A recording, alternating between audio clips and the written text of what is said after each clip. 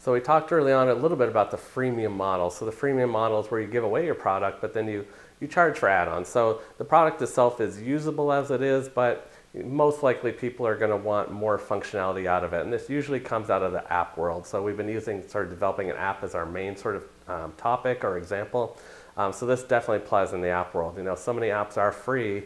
And then in order to, I'm thinking of a fitness app. Maybe you download the fitness app and the first workout is free or the first 3, but to really get beyond that and get the next 10, you have to pay $3. And that's how the companies make their money.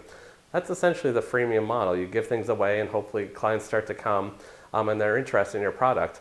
Another way though too is just sort of ad revenue. I worked for one startup and the product was free. It was a free book site. So you could go and read all the free ebooks that you wanted to.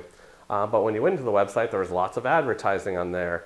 And people would click on the ads, and it had enough traffic that the ad revenue was really the business model. They were generating revenue through those advertising.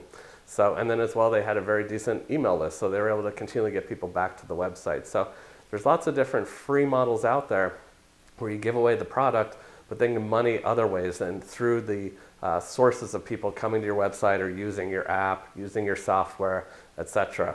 Software is another good example where you get the base software for free, but then to sort of add on any functionality, it's going to cost some money. And then not everybody's going to do it, and probably only maybe 10% or 20% of the people will, but those 10 or 20% are enough to build a business off of.